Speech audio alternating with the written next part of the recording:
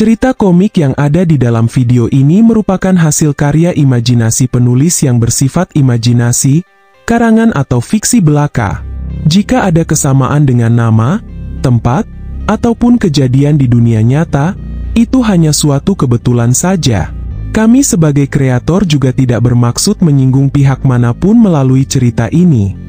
Cerita ini tidak lain hanya sebagai hiburan dan bukan ajakan untuk meniru tindakan apapun yang ada dan digambarkan. Penonton dilarang meniru tindakan yang tidak baik dan bisa membedakan antara cerita berdasarkan kenyataan dan cerita berdasarkan imajinasi atau fiksi.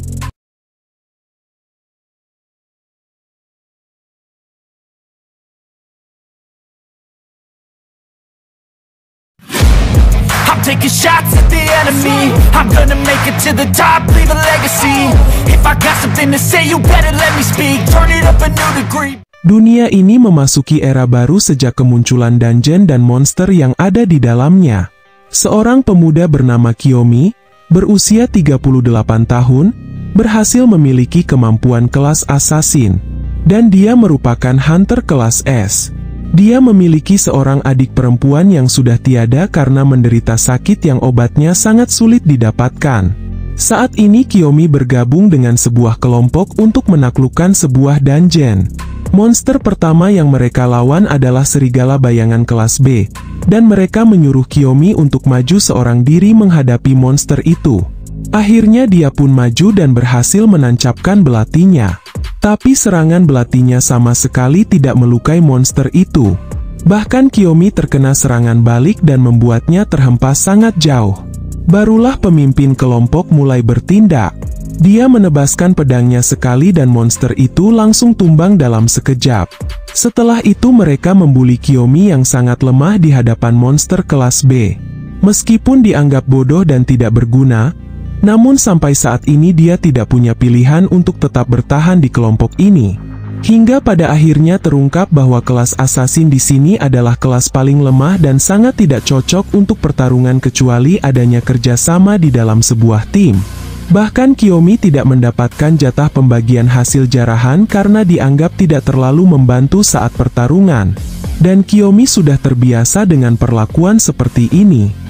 Dia tetap bertahan di dungeon hingga sampai di dungeon ini, karena dia tahu ada potensi yang tidak terduga yang tersembunyi di dalamnya.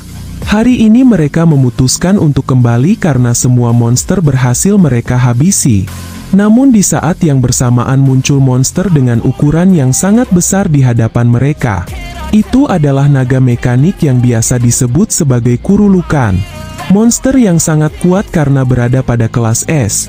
Tapi mereka terlihat biasa saja sementara sebaliknya Kiyomi merasa bahwa monster itu sangat berbeda dari monster-monster yang pernah dilawan oleh kelompok ini. Dan benar saja kelompok ini sama sekali tidak bisa melukai monster itu. Mereka tidak bisa kabur begitu saja tanpa adanya umpan. Dan Kiyomi dikorbankan sebagai umpan agar mereka bisa melarikan diri dari tempat ini. Mereka pun berhasil meloloskan diri dan Kiyomi juga berhasil selamat setelah dia menggunakan kemampuan klon assassin miliknya. Dan sesuatu yang dimakan monster itu adalah salah satu klon miliknya. Kemudian naga itu berkata bahwa mereka akan melewati gerbang itu dan masuk ke dunia manusia untuk memusnahkan manusia. Karena bagi naga itu, tidak mustahil untuk menerobos gerbangnya. Pada akhirnya Kiyomi bertekad menghadapi dan menghalangi naga itu agar tidak masuk ke dunia manusia. Pertempuran pun terjadi sangat sengit. Dia mengandalkan kemampuan klonnya untuk menghindari setiap serangan dari naga itu. Hingga pada akhirnya dia menemukan celah untuk mendaratkan belatinya. Tapi belatinya langsung patah seketika saat mengenai kulit naga itu. Dan Kiyomi terhempas akibat sabetan ekor naga itu. Semakin lama pertarungan ini berlangsung, semakin terpojok Kiyomi. Karena naga itu berhasil membedakan tubuh asli Kiyomi menggunakan suhu panas yang terpancar dari Kiyomi. Tidak lama setelahnya Kiyomi melihat sebuah tanda di bagian leher naga itu dan Kiyomi yakin bahwa itu adalah titik lemahnya. Akhirnya Kiyomi mengerahkan seluruh tenaga agar bisa mencapai titik itu dan mendaratkan satu serangan yang sangat kuat. Dia menerobos setiap serangan yang datang agar dia bisa mencapai titik itu. Dan akhirnya dia berhasil menancapkan belatinya meski dia sendiri juga menerima beberapa serangan dari naga itu. Tapi naga itu belum mati. Dia hanya melarikan diri dan menunda rencana untuk menerobos gerbangnya. Di saat yang sama, kondisi Kiyomi sudah mencapai batasnya dan tidak bisa bergerak sama sekali. Tiba-tiba sebuah layar sistem muncul dan memberi Kiyomi bonus sebagai hadiah, karena menyelesaikan misi penaflukan naga mekanik secara solo. Tapi sistem itu tidak terlihat dengan jelas karena penglihatan Kiyomi mulai memudar. Setelah itu dia bangun kembali dengan fisik yang lebih muda dari sebelumnya. Dia berpikir mungkin semua ini ada hubungannya dengan sistem yang muncul di saat-saat terakhirnya. Barulah dia sadar bahwa dia kembali ke masa mudanya di mana adik perempuannya masih hidup dan dirawat di rumah sakit. Setelah itu dia bergegas ke rumah sakit menemui adiknya. Dia senang bisa kembali melihat adiknya masih hidup. Sebuah berita muncul bahwa kasus dan korban jiwa terus bertambah dan pemerintah dalam upaya mengembangkan obat antibodi yang baru. Tapi Kiyomi tahu bahwa obat itu tidak akan berguna. Tapi dia tahu sebuah obat yang berguna dari pengalaman di masa depan dari kehidupannya sebelumnya. Dan untuk mendapatkan bahannya, seseorang harus menjadi petualang dan menjadi lebih kuat terlebih dahulu. Dia pun berencana mendaftarkan diri menjadi seorang petualang. Di tengah perjalanannya sebuah misi muncul. Meski Kiyomi belum tahu apa-apa mengenai layar yang muncul di hadapannya. Tapi menurutnya tidak ada salahnya mencoba mengerjakan misinya.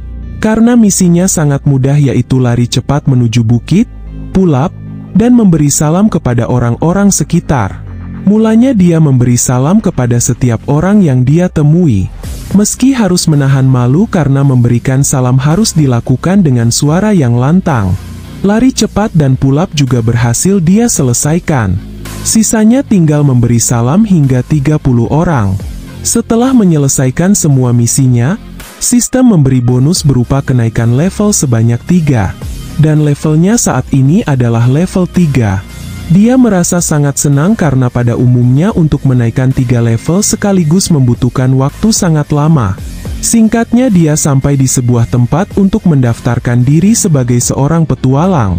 Petugas memberi sebuah gelang agar Kiyomi bisa memilih kelas pertamanya dan Kiyomi memilih kelas pengacara. Pengangguran banyak acara. Orang-orang di sekitar langsung tertawa dengan sangat keras ketika Kiyomi memilih kelas itu dengan suara yang lantang.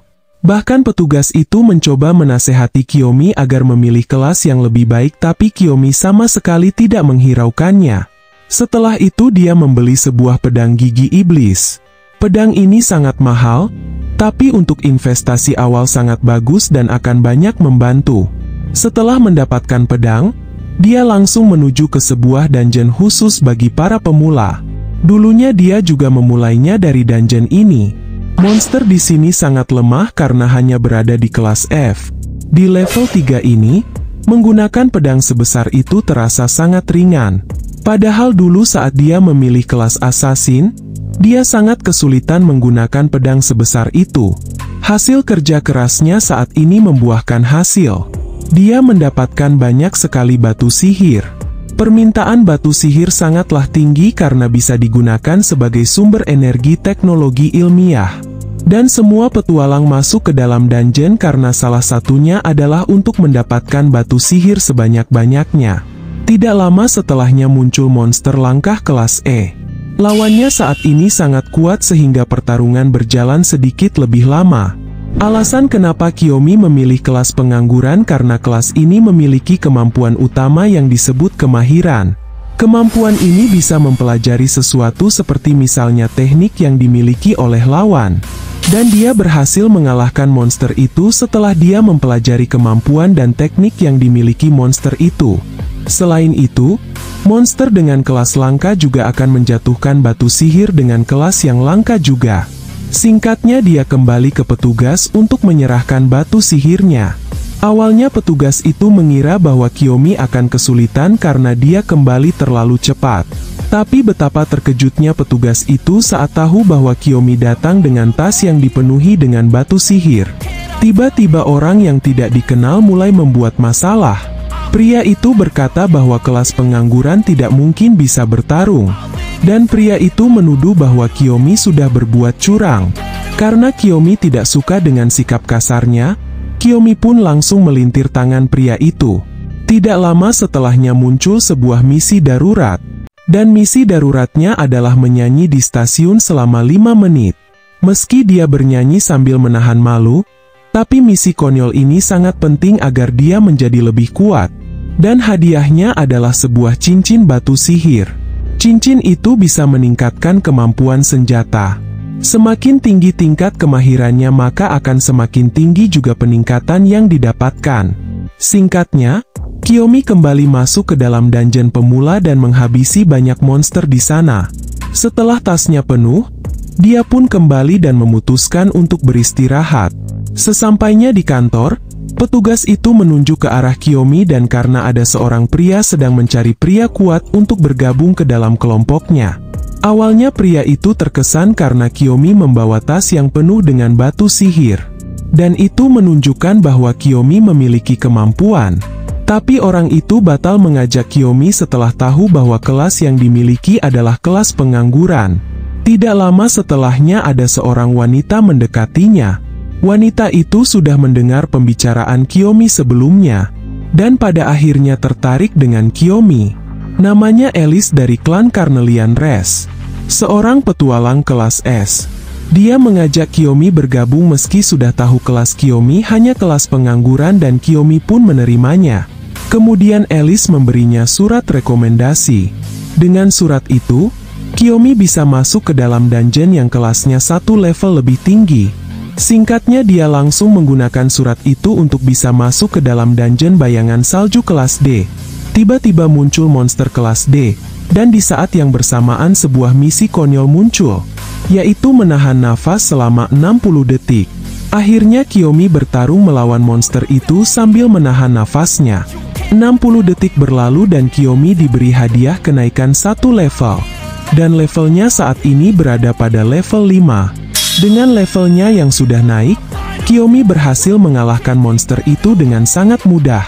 Dan dia juga mendapatkan skill baru, yaitu pertahanan diri dari sesuatu yang dingin. Setelah itu dia kembali bertemu dengan monster. Kali ini adalah monster kelas E.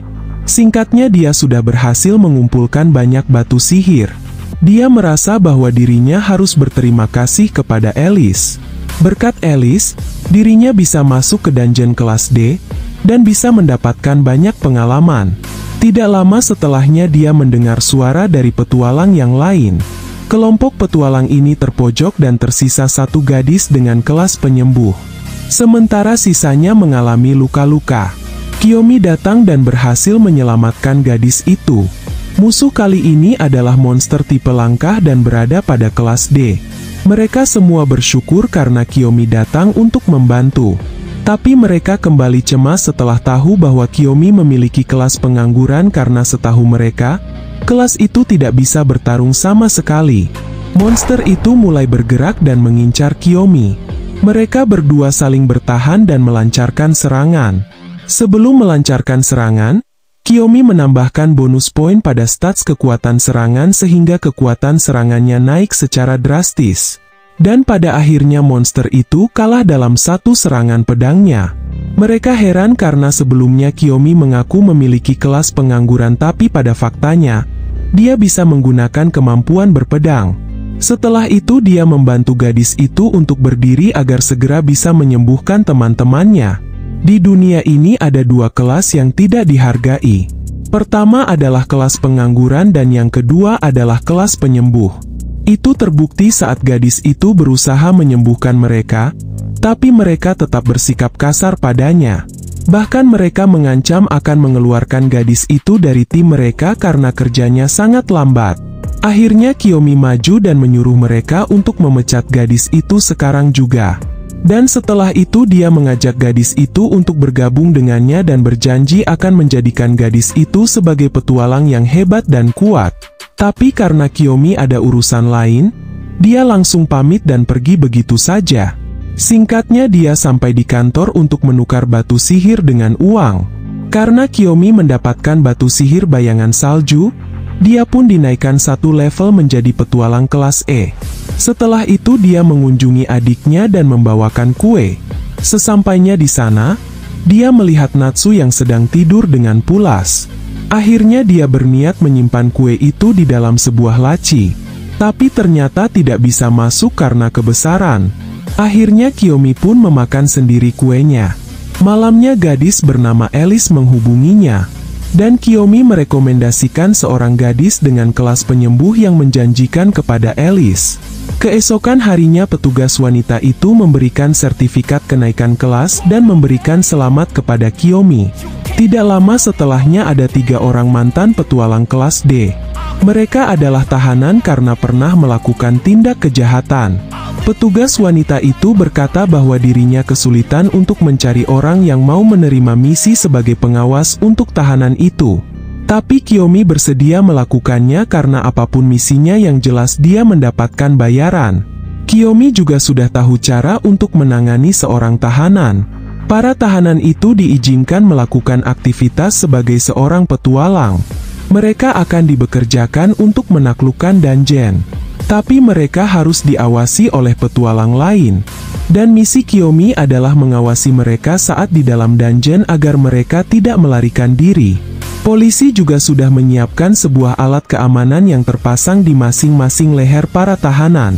Jika para tahanan itu macam-macam dengan Kiyomi sebagai pengawas, Kiyomi hanya perlu menekan tombol itu.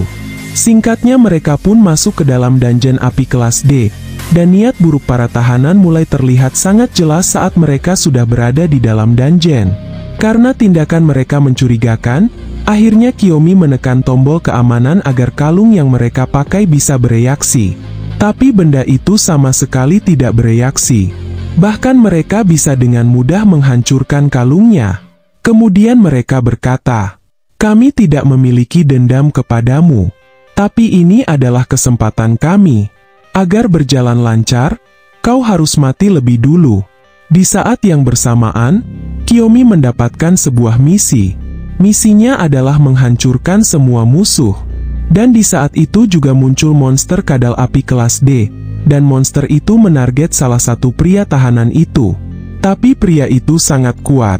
Dia bisa menghabisi monster itu hanya dengan satu pukulan. Pria itu pun melesatkan pukulan yang sangat kuat hingga bebatuan yang terkena pukulannya langsung hancur berkeping-keping.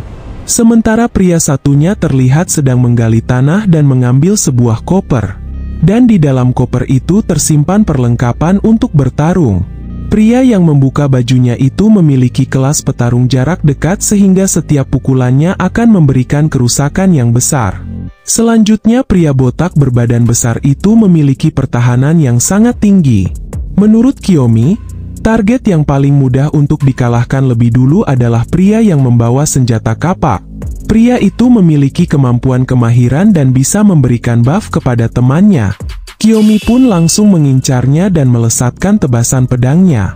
Tapi rupanya pria itu juga sangat kuat. Di saat yang sama, pria dengan pertahanan kuat itu datang dari arah belakang dan menghempaskan Kiyomi. Kemudian Kiyomi bangkit dan bersiap menyerang.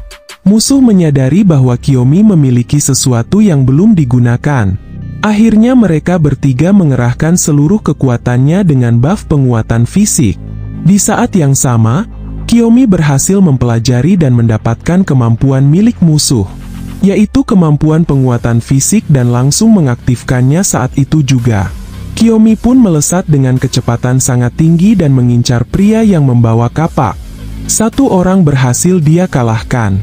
Selanjutnya dia mengincar pria yang memiliki pertahanan tinggi itu. Sekarang tersisa pria dengan kelas petarung itu.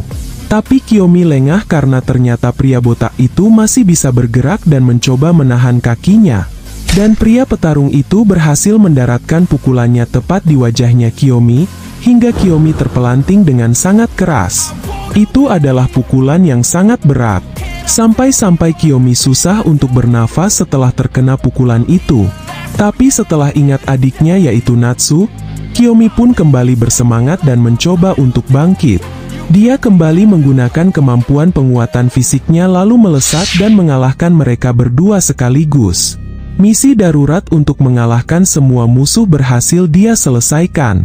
dan dia menerima hadiah sebuah kunci yang misterius.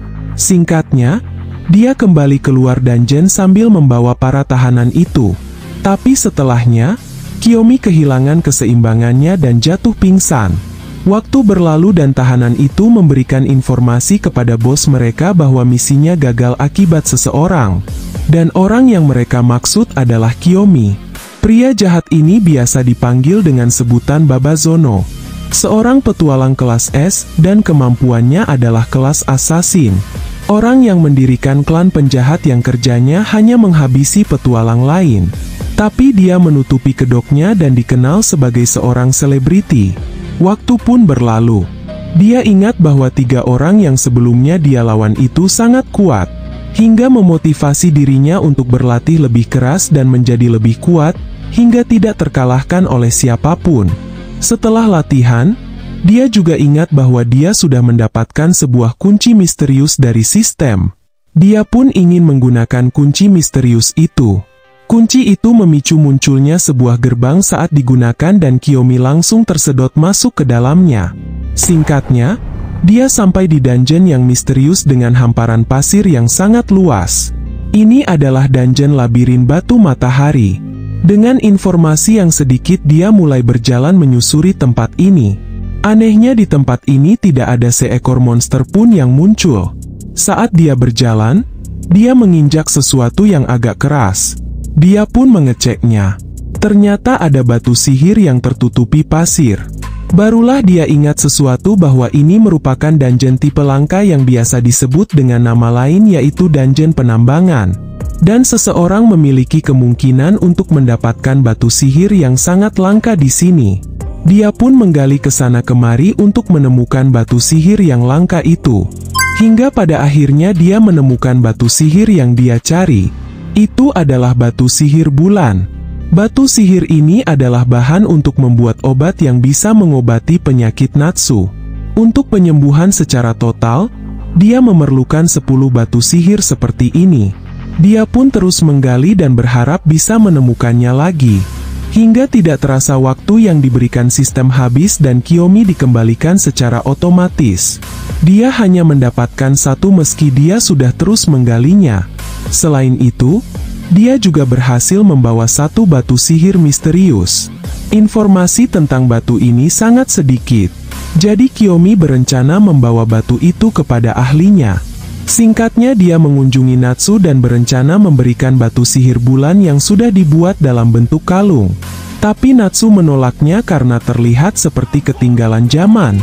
Akhirnya Kiyomi memakai kalung itu untuk dirinya sendiri. Setelah itu dia menuju ke tempat seorang ahli batu sihir. Dia menunjukkan batu sihir yang misterius itu.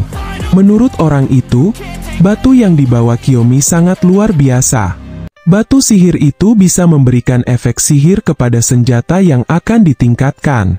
Jika Kiyomi meningkatkan senjatanya dengan batu sihir ini, maka efeknya adalah bisa menghisap jiwa dari mayat yang sudah terinfeksi dan menjadikan mereka sebagai bawahan.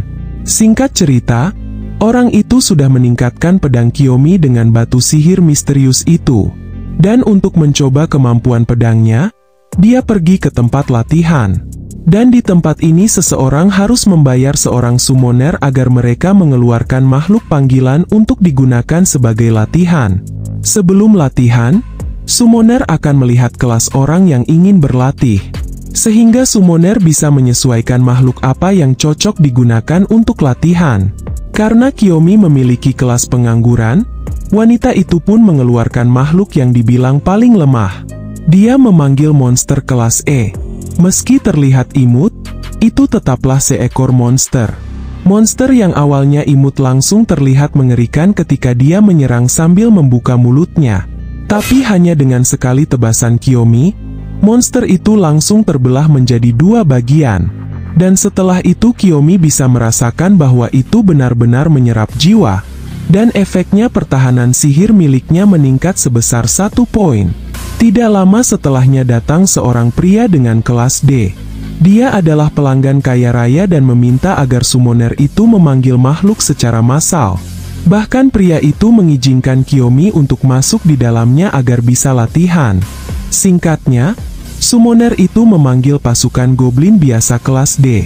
Lalu pria itu bertanya tentang kelas apa yang Kiyomi miliki. Pria itu pun langsung tertawa dan meminta maaf karena melibatkan Kiyomi yang hanya memiliki kelas pengangguran di dalam latihan ini. Singkatnya, latihan dimulai.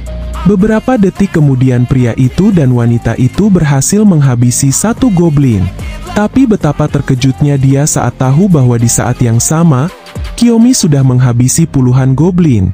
Setelah itu Kiyomi pergi dan mengucapkan terima kasih. Karena untuk bisa latihan dengan memanggil goblin secara massal membutuhkan biaya yang sangat besar. Bahkan wanita summoner itu juga ikut terkejut dan akan tidak percaya jika Kiyomi adalah petualang pengangguran kelas D. Dia menyuruh Kiyomi untuk datang lagi karena dia berencana memanggilkan monster yang lebih kuat lagi untuk Kiyomi. Waktu pun berlalu dan saat Kiyomi berada di penginapannya, dia mulai memikirkan sesuatu. Dalam benak Kiyomi, semakin sering dirinya bertarung dan mengalahkan banyak musuh maka semakin kuat juga dirinya. Karena pedang itu bisa menyerap jiwa dan mengubahnya dalam bentuk poin atribut secara acak. Tidak lama setelahnya saat Kiyomi keluar dari kamarnya, dia melihat seorang pria yang sedang buru-buru. Pria itu pun langsung menjelaskan situasi darurat di mana para monster keluar dari dungeon dan masuk ke dunia manusia.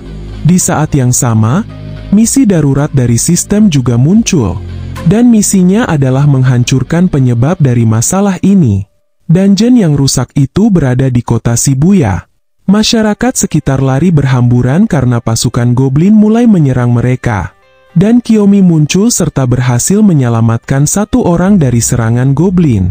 Di lokasi lain yang tidak jauh juga sudah ada 3 petualang yang sedang bertarung. Tapi hobgoblin kelas D yang mereka lawan terlalu kuat untuk mereka hadapi. 2 petualang itu melarikan diri karena merasa tidak cukup kuat menghadapi hobgoblin. Tidak lama setelahnya, Kiyomi sampai di tempat itu dan berkata, "Yang ingin pergi silahkan pergi. Karena kalian hanya gangguan saja di sini." Kemudian Kiyomi memperkenalkan dirinya kepada satu petualang yang masih ada di situ. Dan betapa terkejutnya petualang itu saat tahu kelas yang dimiliki Kiyomi. Padahal barusan Kiyomi datang dengan gaya yang sangat keren. Tiba-tiba ada sebuah mobil yang melayang tepat di belakang pria itu. Dan yang melempar mobil itu adalah hobgoblin. Dengan kata lain, hobgoblin memiliki kekuatan tempur yang tinggi. Lalu Kiyomi berlari ke arah lain untuk menarik perhatian hobgoblin.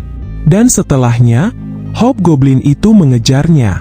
Di saat yang sama, Kiyomi menoleh ke arah pria itu sebagai tanda untuk melancarkan serangan dari arah belakang hobgoblin. Tapi rupanya, serangan pria itu tidak cukup kuat sehingga hobgoblin langsung menargetkan pria itu. Untungnya Kiyomi kembali dan berhasil menancapkan pedangnya dan hobgoblin itu pun langsung tumbang. Tidak lama setelahnya beberapa petualang tingkat tinggi mulai bermunculan. Lalu pria itu berkata bahwa petualang kelas E seperti dirinya dan Kiyomi mendingan mundur saja dan memprioritaskan untuk membantu masyarakat yang masih terjebak di sini. Tapi Kiyomi tiba-tiba saja berlari menuju ke tempat di mana dungeon rusak itu berada. Singkatnya Kiyomi sampai di dungeon itu. Tapi dia tidak menyangka ternyata pria itu mengikutinya. Menurutnya akan sangat berbahaya jika Kiyomi kesini sendirian. Meski menurutnya juga tetap berbahaya meski berdua seperti ini. Tidak lama setelahnya muncul reaksi dan keluar seekor monster. Itu adalah kurulukan kelas C, dan Kiyomi pun bersiap dengan kuda-kuda untuk menyerang. Meski ukuran dan bentuk kurulukan ini sedikit berbeda dengan kurulukan yang pernah dia lihat sebelumnya, tapi ada satu kesamaan, yaitu sebuah tanda yang ada di bagian tenggorokannya yang merupakan titik lemahnya. Dan semburan barusan itu sangat berbahaya. Senjata pedang milik pria itu langsung berkarat setelah terkena sedikit semburannya. Awalnya pria itu menyuruh Kiyomi agar tidak membantunya karena merasa dirinya hanyalah beban. Tapi Kiyomi tetap menyelamatkannya. Saat Kiyomi mencoba menebasnya, pedang langsung terpental dan itu menjelaskan bahwa kulit kurulukan sangat keras. Setelah itu Kiyomi menggunakan kemampuan penguatan fisik. Di saat naga itu akan menyemburkan apinya, Di saat itu juga Kiyomi melancarkan serangan tebasan jarak jauhnya dan mengincar tanda itu. Dan tebasan jarak jauhnya berhasil. Sehingga naga itu tidak bisa menyemburkan apinya untuk sementara. Dan pada situasi inilah Kiyomi melesat dan melancarkan tebasan pedangnya. Berkat penguatan fisiknya, tebasan pedangnya berhasil menghancurkan kulit keras milik naga itu. Bahkan ada kulit yang sudah terbuka. Di saat itulah Kiyomi kembali menebasnya. Tapi naga itu masih bisa melancarkan serangan balasan sehingga Kiyomi pun terhempas. Dan naga itu terus melesat maju untuk menghantam Kiyomi. Tapi pria itu mencoba membantu menahannya dengan perisainya. Dan tidak lama setelahnya naga itu tiba-tiba saja terjatuh dengan sendirinya. Itu disebabkan efek racun yang Kiyomi pelajari dari Hobgoblin sebelumnya. Di saat naga itu melemah, di saat itu juga Kiyomi melancarkan serangan terakhirnya. Dan naga itu akhirnya terbunuh. Misi darurat berhasil dia selesaikan dan dia mendapat hadiah sebuah kunci. Di saat yang sama levelnya juga naik ke level 7. Tidak lama setelahnya, pria berkacamata datang bersama dua orang lainnya. Kiyomi pun menjelaskan situasinya secara singkat, bahwa setelah dirinya mengalahkan naga itu, tiba-tiba saja gerbang yang tadinya rusak itu, sekarang kembali normal. Setelah Kiyomi pergi, pria berkacamata ini menghubungi Babazono dan merencanakan sesuatu. Waktu pun berlalu. Kiyomi mendapatkan pesan singkat dari petugas bahwa Kiyomi akan dipromosikan sebagai petualang kelas D. Setelah itu Kiyomi melakukan persiapan karena setelah ini dia akan menggunakan kunci itu. Singkatnya dia sudah sampai di sebuah tempat di dalam dungeon. Tempat ini adalah dungeon kelas A, dan disebut sebagai dunia elf. Kiyomi langsung memperkenalkan dirinya dan mengatakan bahwa tujuannya ke sini untuk mencari batu sihir bulan. Pak tua elf itu menjawab bahwa dia bisa membantu Kiyomi. Bahkan dia juga bisa menyediakan tukang ramuannya untuk membuat obat. Karena Pak tua itu tahu bahwa Kiyomi mencari batu sihir itu untuk mengobati penyakit. Akan tetapi, batu sihir bulan sangat berguna bagi dunia elf. Itulah sebabnya Pak tua itu meminta Kiyomi melakukan sesuatu dan jika berhasil, Pak tua itu akan memberikan batu sihir bulannya. Tapi bawahan Pak tua mengatakan bahwa pemuda yang ada di sana itu datang tanpa memiliki kemampuan yang kuat. Tapi Pak tua itu yakin bahwa tidak ada salahnya mencoba. Karena kedatangan pemuda itu di sini juga atas kehendak dewa mereka. Dan permintaan Pak tua itu adalah mengalahkan penjahat besar. Penjahat itu adalah ras elf.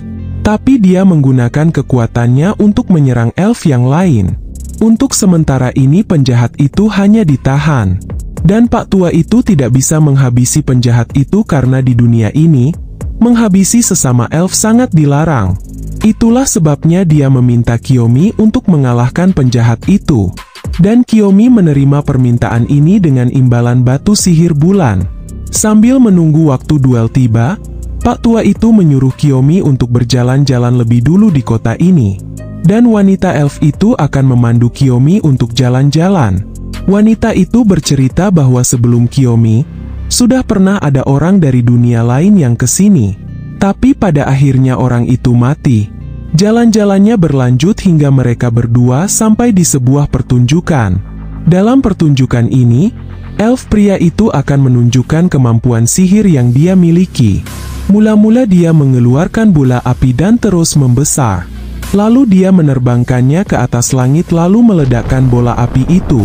Itu adalah kemampuan peningkatan untuk bola api.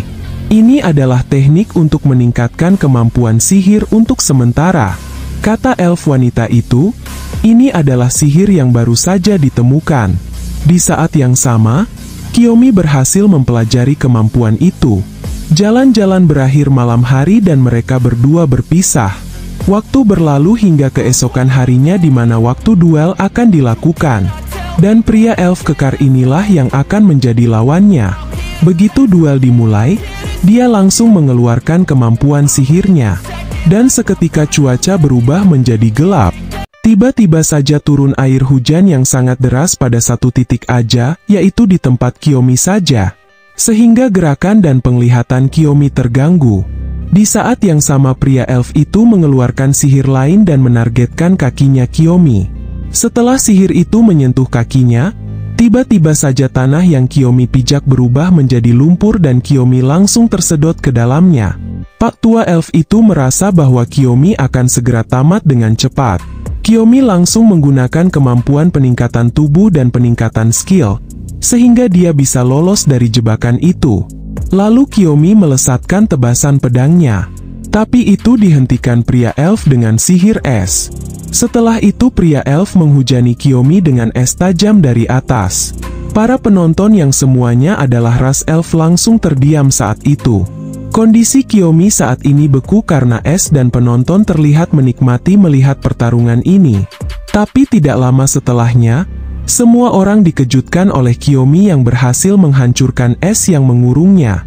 Pria elf itu mulai mengerahkan seluruh kekuatannya. Kiyomi ingat kelemahan elf saat dirinya mendengar percakapan orang di sebuah restoran. Saat itu mereka bercerita bahwa mereka tidak sengaja membakar rambut elf dan elf itu langsung panik seketika dan melarikan diri. Akhirnya Kiyomi pun melesat dengan kecepatan tinggi hingga tebasan pedangnya berhasil memotong rambut pria elf itu. Langit yang tadinya gelap, sekarang kembali cerah. Dan Kiyomi tidak menyia-nyiakan kesempatan ini untuk menyerang. Dan Kiyomi pun berhasil mengalahkan pria elf itu. Karena Pak Tua Elf itu merasa sangat senang, dia pun memberikan hadiah tambahan berupa batu sihir ebis. Dan setelah itu barulah Pak Tua Elf memberikan batu sihir bulan yang dibungkus kantong. Dan dia berkata, "Dengan ini kau bisa membuat batu sihir bulan." Singkatnya Kiyomi kembali ke kamarnya. Waktu pun berlalu dan di saat dia sedang latihan, pria berkacamata menghubunginya. Pria itu merekomendasikan sebuah misi kepada Kiyomi. Mereka sedang mengumpulkan beberapa petualang untuk menjalankan misi ini.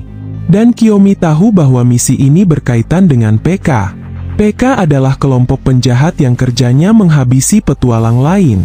Dan misi Kiyomi adalah menghabisi kelompok PK itu. Misi ini akan dipimpin oleh petualang kelas S bernama Babazono. Dia sangat terkenal di kalangan wanita. Karena dia selalu melakukan siaran di saat dia menghabisi monster dan menarik banyak penggemar dengan aksinya itu. Di dalam mobilnya, Babazono memeriksa siapa sajakah petualang yang akan ikut dalam misi ini. Dan saat memeriksanya, ternyata salah satu petualang yang ikut adalah Kiyomi. Babazono sangat senang karena sudah lama dia mengincar dan ingin menghabisi Kiyomi. Karena sebelumnya Kiyomi sudah menghabisi para tahanan yang tidak lain adalah anak buahnya Babazono. Sebelum melaksanakan misi, Kiyomi menjenguk Natsu dan membawakannya bunga dan memberitahu Natsu bahwa penyakitnya bisa disembuhkan. Tapi lagi-lagi Natsu menolak pemberian kakaknya karena mawar kuning artinya adalah patah hati. Lalu Alice menghubunginya dan mengatakan bahwa Alice tidak bisa ikut dalam misi kali ini. Bahkan Alice juga mengajak Kiyomi berkencan setelah misinya selesai nanti. Waktu berlalu hingga semua petualang berkumpul. Dan seperti yang dijelaskan sebelumnya, Babazono akan menjadi pemimpin dalam menjalankan misi ini. Tidak lama setelahnya seorang wanita datang menyapa Kiyomi. Wanita itu bernama Ichinose. Dia petualang archer kelas A sekaligus murid pertamanya Alice. Dan pria yang mengenakan topeng itu bernama Taiki. Petualang yang ahli dalam bidang racun dan berada pada tingkatan kelas A. Dia adalah rekannya Ichinose. Ichinose terlihat kesal dan iri karena Alice sangat tertarik dengan Kiyomi yang hanya petualang kelas rendah. Di saat yang sama, sebuah misi dari sistem tiba-tiba muncul. Misinya adalah mencuri HP-nya Babazono. Sebelum memulai misi, semua petualang diberi arahan lebih dulu. Dalam misi ini, petualang pemula sengaja dimunculkan di awal sebagai umpan di dalam dungeon. Tapi para pendamping tetap mengawasi di belakang para pemula. Dan kelompok penjahat sengaja diberi bocoran sedikit mengenai rencana ini agar mereka terpancing untuk menyerang pemula. Dan petualang yang memiliki level sedikit lebih tinggi akan menjadi kelompok pembasmi yang akan menghabisi penjahat itu ketika para penjahat itu mulai muncul di depan para pemula. Kiyomi dan Ichinose dan beberapa petualang terpilih dalam kelompok pembasmi yang akan muncul bersama Babazono nantinya. Begitulah arahan yang dijelaskan. Setelah itu Kiyomi selalu mengawasi Babzono. Tapi sampai saat ini tidak ada celah sama sekali untuk mencuri HP-nya Babazono. Tiba-tiba Ichinose menyapanya dan membuat Kiyomi terkejut. Ternyata Ichinose tahu bahwa Kiyomi selalu mengawasi Babazono. Bahkan Ichinose tahu bahwa Kiyomi sedang mencari kelengahan Babazono. Kesalahpahaman terjadi karena Ichinose mengira bahwa Kiyomi mendapatkan misi yang sama dari Alice, yaitu mencuri HP-nya Babazono. Akhirnya Ichinose menawarkan kerjasama agar bisa mengambil HP-nya Babazono. Singkatnya mereka sampai tujuan dan di saat inilah mereka beraksi. Ichinose pura-pura tidak sengaja menyenggol Babazono lalu meminta maaf dan berkata bahwa Ichinose sangat mengagumi Babazono. Di saat yang sama, Kiyomi lewat di belakang Babazono dan menggunakan pengalaman asasinnya untuk mencuri HP-nya dengan cara yang sangat cepat dan halus. Singkatnya Kiyomi berhasil mendapatkan HP itu tanpa ketahuan. Tidak lama setelahnya ada pesan masuk di HP-nya Babazono. Dan rahasia Babazono mulai terbongkar karena Kiyomi sedikit banyak sudah tahu tentang rencana Babazono. Mereka menaruh sesuatu kepada bekal para petualang dan Kiyomi mengatakan hal itu kepada Ichinose. Sehingga Ichinose mengikuti arahan Kiyomi dan tidak memakan bekal yang disediakan petugas itu. Ichinose terlihat cemas karena dia tidak menyangka bahwa Babazono ternyata adalah pimpinan penjahatnya. Setelah itu mereka semua masuk ke dalam dungeon yang di dalamnya sudah ada kelompok penjahat. Singkatnya mereka semua sudah masuk ke dungeon kelas E, yaitu dungeon kota kuno. Setelah berjalan beberapa menit, tiba-tiba saja muncul sebuah ledakan. Dan di saat yang sama, kelompok penjahat mulai menunjukkan diri mereka.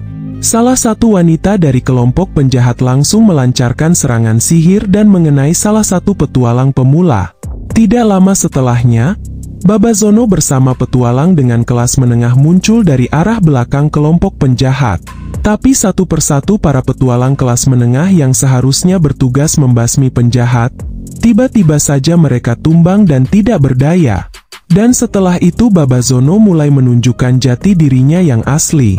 Dia mengaku bahwa dialah yang membentuk kelompok penjahat ini. Bahkan Babazono langsung mencoba menghabisi salah satu petualang yang sudah tidak berdaya. Tapi Kiyomi menahan serangan itu sehingga petualang itu pun selamat. Babazono langsung terkejut saat melihat Kiyomi dan Ichinose masih sehat-sehat saja. Lalu Kiyomi pun mengeluarkan HP-nya Babazono dan berkata bahwa Kiyomi tidak selera makan setelah membaca pesan yang masuk di HP-nya Babazono. Saat itu Kiyomi hanya bisa melihat sebagian pesannya dari notifikasi. Karena HP itu terkunci dan Kiyomi tidak bisa membukanya. Selain itu, tidak jelas siapakah orang yang mengirim pesan itu kepada Babazono. Sehingga Kiyomi berspekulasi bahwa ada kemungkinan salah satu orang di kelompok pembasmi adalah rekannya Babazono. Jadi Kiyomi tidak memberitahu kelompok pembasmi agar tidak memakan bekal. Tapi setelah melihat semua kelompok pembasmi tumbang, itu artinya orang yang mengirim pesan tidak berada di kelompok pembasmi ini.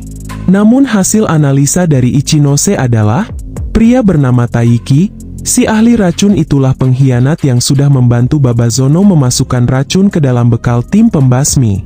Kemudian, Ichinose menyuruh Kiyomi pergi dari sini dan menyampaikan informasi ini kepada pihak pemerintah dan juga Alice. Sementara Ichinose berencana menahan para penjahat ini sendirian. Tapi Kiyomi menolak dengan alasan bahwa dirinya mendapat misi untuk mengurus para penjahat itu. Babazono menggunakan kemampuan perpindahan bayangan. Dan dia sudah ada di belakang Kiyomi. Mereka pun mulai menyerang secara bersamaan dan Ichinose berhasil menumbangkan beberapa penjahat dengan anak panahnya. Kiyomi tidak tinggal diam. Dia ikut menebaskan pedangnya dan berhasil menumbangkan beberapa penjahat. Dan Kiyomi berkata, "Aku sudah bilang kan, kalau kelas pengangguran sangat kuat." Menurut Ichinose yang kuat bukan kelasnya, melainkan orangnya. Setelah itu ada ramuan racun ledakan yang tiba-tiba saja meluncur ke arah mereka. Racun itu memisahkan Kiyomi dan Ichinose. Dan Taiki ingin melawan Ichinose secara pribadi. Pengkhianat itu melemparkan beberapa botol racunnya dan Ichinose menembakkan panahnya. Namun ada satu botol yang lolos dan meledak tepat di depan Ichinose. Awalnya Taiki sangat senang karena dia menyangka dirinya bisa menang. Tapi tiba-tiba saja, satu anak panah tertancap di pundaknya. Dan Taiki pun berhasil dikalahkan. Di saat yang sama, Kiyomi juga sudah berhasil menumbangkan penjahat yang lainnya dan menyisakan Babazono. Setelah itu Kiyomi melempar pedangnya. Dia mengincar bayangan Babazono. Di kehidupan Kiyomi sebelumnya, dirinya pernah menjadi kelas assassin. Jadi sedikit banyak sudah tahu kelebihan dan kelemahan tentang assassin. Dan tindakan barusan adalah cara untuk melemahkan kemampuan perpindahan bayangan. Setelah itu Babazono menggunakan kemampuan kontrak bayangan dan mengira bahwa Kiyomi tidak akan mengetahui kemampuan ini. Tapi faktanya, justru Kiyomi sangat memahami kemampuan ini di kehidupannya sebelumnya. Sehingga Kiyomi bisa sangat mudah membaca gerakan bahkan menghentikan serangan dari Babazono. Bahkan Kiyomi tahu cara untuk menghentikan kemampuan ini, yaitu menghancurkan servant yang berbentuk mata besar itu. Benda itu biasa dia sebut sebagai servant bayangan pembawa pesan. Setelah itu Babazono melesat dan menyerang Kiyomi secara langsung. Dan Kiyomi pun langsung terhempas karenanya. Ichinose datang dan berniat membantu. Dan Kiyomi bangkit lalu berdiri kembali sambil tersenyum. Pukulan dan tendangan assassin, powernya sangat rendah dibandingkan dengan kelas petarung. Karena sejatinya, assassin biasanya hanya mengandalkan kecepatan dan senjata belatinya. Setelah itu Kiyomi mengecek stats kemahiran yang dia miliki. Dan ternyata stats kemahirannya sudah terpenuhi untuk membangkitkan kelas tersembunyi. Di saat itu jugalah Kiyomi langsung menggunakan fungsi itu. Alasan Kiyomi memilih kelas pengangguran adalah untuk menunggu momen ini, di mana dirinya bisa memilih kelas tersembunyi. Meski Kiyomi sudah membangkitkan kelas tersembunyi, tapi menurut Babazono, hal itu tidak akan mengurangi perbedaan petualang kelas S miliknya. Babazono pun melempar beberapa belatinya ke arah Kiyomi. Di saat yang sama, Kiyomi menciptakan dan memanggil pedang besar untuk digunakan sebagai perisai. Daripada disebut memanggil senjata, sebutan yang paling cocok adalah membuat senjata. Dia bisa membuat senjata sebanyak yang dia mau dan memanggilnya ke sini. Melihat hal itu Babazono langsung cemas dan bergetar badannya. Kemudian Kiyomi melesatkan satu tebasan senjatanya dan berhasil mengalahkan Babazono dalam sekejap. Tapi rupanya, yang diserang Kiyomi adalah kloningan Babazono. Sementara Babazono sendiri masih ketakutan dan bersembunyi di bayangan Ichinose. Setelah itu Kiyomi menciptakan pedang cahaya. Dan pedang itu bisa menghapus bayangan gelap milik assassin sehingga keberadaan Babazono langsung terlihat. Setelah itu Kiyomi menciptakan pedang salju. Dan pedang-pedang itu langsung mengurung Babazono. Dan setelah itu dia melesatkan serangan terakhir untuk menghabisi Babazono dalam sekejap. Melihat hal itu, para penjahat yang lain langsung menyerah dan meletakkan senjata mereka. Para petualang pemula terlihat sangat senang karena mereka bisa selamat pada akhirnya. Singkatnya Ichinose dan petualang pemula memberikan penawar racun untuk para petualang yang sebelumnya terkena racun. Dalam benak Kiyomi, di era ini masih belum ada yang mengetahui informasi ini.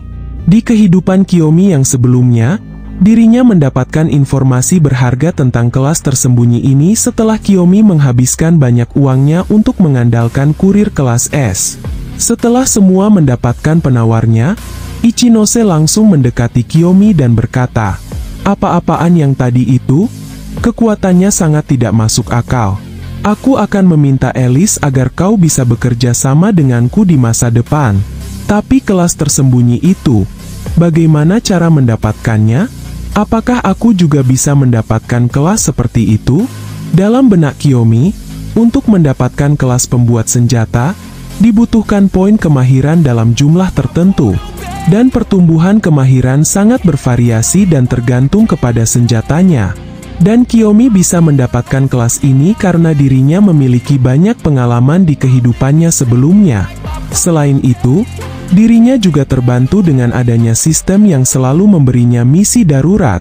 Menurut Kiyomi, meski nantinya dirinya menjelaskan panjang lebar semuanya, Tapi ujung-ujungnya Ichinose tidak akan mampu mempercayai dan mencerna penjelasan itu.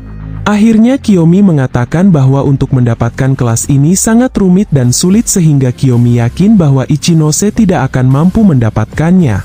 Tapi sebagai gantinya, Kiyomi akan membantu Ichinose.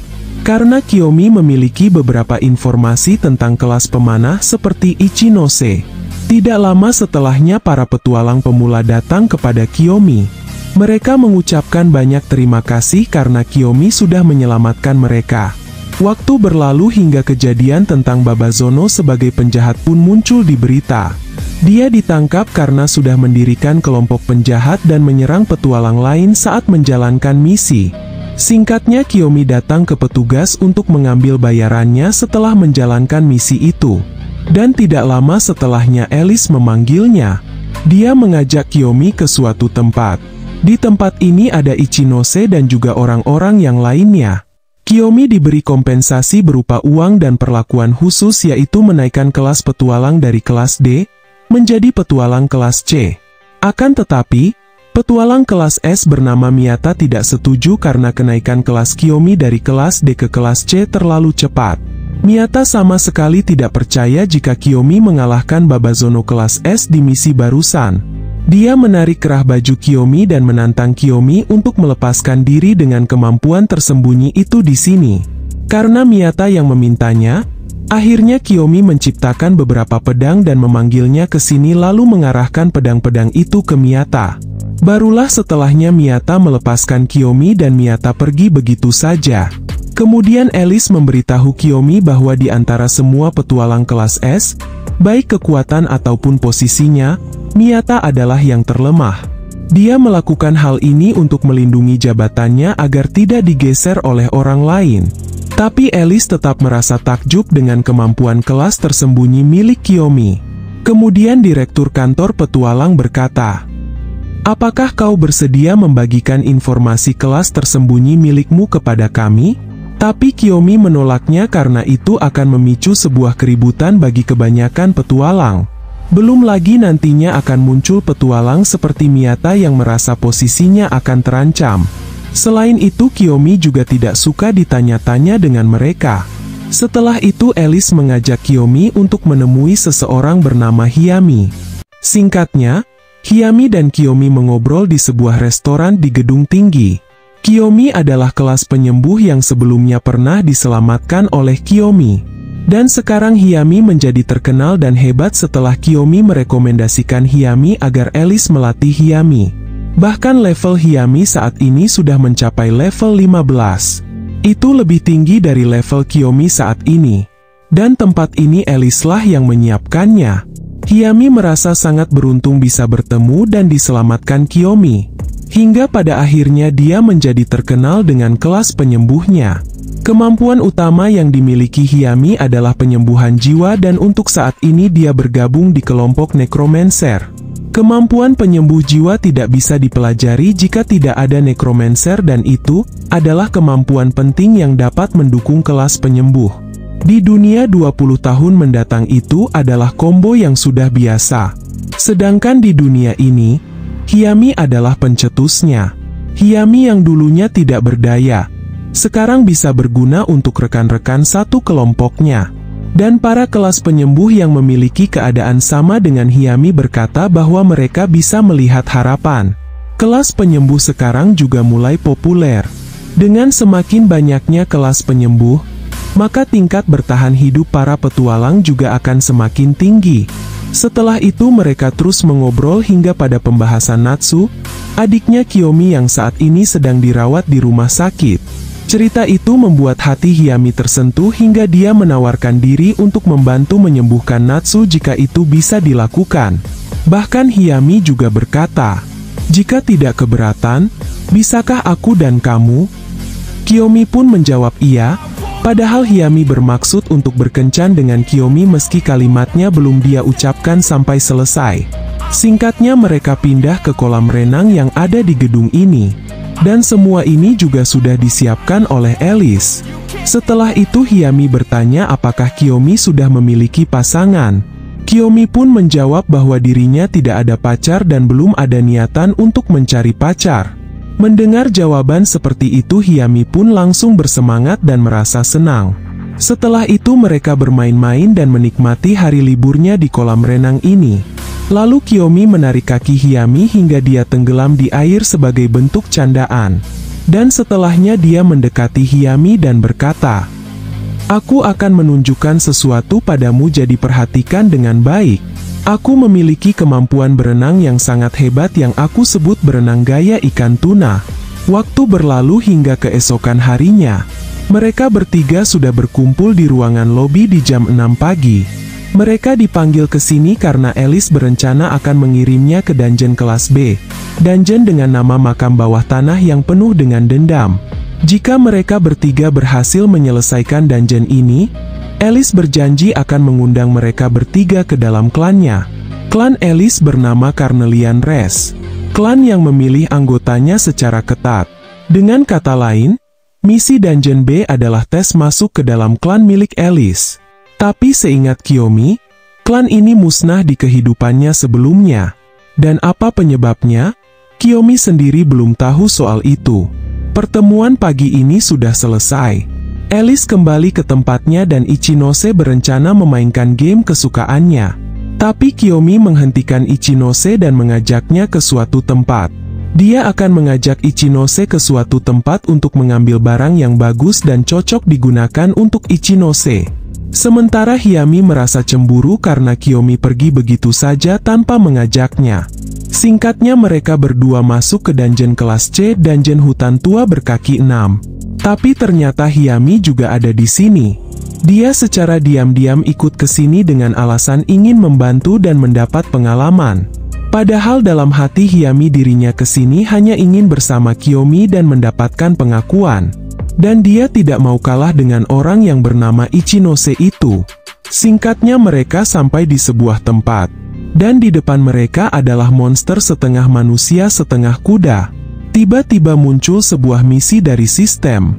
Dan misinya adalah mengobati monster itu. Lalu Kiyomi mengajak Hiyami untuk mendekati monster itu. Dan di saat berjalan mendekat, Hiyami tidak sengaja menginjak belalang sehingga membuat monster itu langsung terbangun.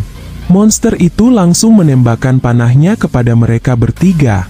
Padahal setahu Hiyami, monster itu adalah jenis monster yang tidak akan menyerang manusia tanpa alasan. Akhirnya Kiyomi angkat bicara dan mengatakan bahwa dirinya kesini tidak berniat buruk sama sekali. Barulah setelah itu, monster itu ambruk dan terlihat sedang menahan rasa sakit yang luar biasa. Di saat yang sama, Ichinose juga ambruk setelah sesuatu mengenai kakinya. Dan ternyata yang menyerang Ichinose sekaligus monster setengah kuda setengah manusia adalah racun dari monster lebah. Kiyomi membuat satu pedang dan menggerakkannya untuk mengusir monster beracun itu. Tapi setelahnya, monster itu menyebarkan bubuk racun di area itu. Setelah itu Kiyomi dan Hiyami berhasil mendekati Ichinose setelah dia mengusir monster beracun dengan pedang listriknya. Dan Hiyami langsung menggunakan sihir penyembuhnya secara terus-menerus agar mereka langsung sembuh ketika terkena racun itu. Tapi ini tidak akan bertahan lama karena mana sihir yang Hiyami miliki sangat terbatas. Untuk mengakhiri pertempuran ini, mereka harus bisa menjatuhkan ratunya. Kiyomi mengurus monster kecilnya sementara Ichinose akan mengincar ratunya. Tapi serangan Ichinose sama sekali tidak melukai monster itu. Malahan Ichinose terkena serangan balik hingga dia terhempas karenanya. Setelah itu monster setengah kuda setengah manusia itu meminjamkan pemanahnya kepada Ichinose. Dan serangan panah itu berhasil mengenai kepala ratu monster beracun. Dan di saat itu juga Kiyomi menambah serangan dengan pedang petirnya. Sehingga ratu itu langsung hancur berkeping-keping. Pertarungan pun selesai dan setelahnya Hiyami membantu dan menyembuhkan monster hijau itu. Di saat yang sama Kiyomi mendapatkan sebuah kunci karena dia berhasil menyelesaikan misinya. Lalu Ichinose berencana mengembalikan panahnya. Tapi monster itu menolak dan memberikan panah itu untuk Ichinose. Lalu Kiyomi berkata, "Itulah perlengkapan terhebat untuk seorang petualang kelas pemanah sepertimu." Barulah Ichinose sadar dengan maksud dari ucapan Kiyomi sebelumnya, yaitu membantu mendapatkan senjata ini.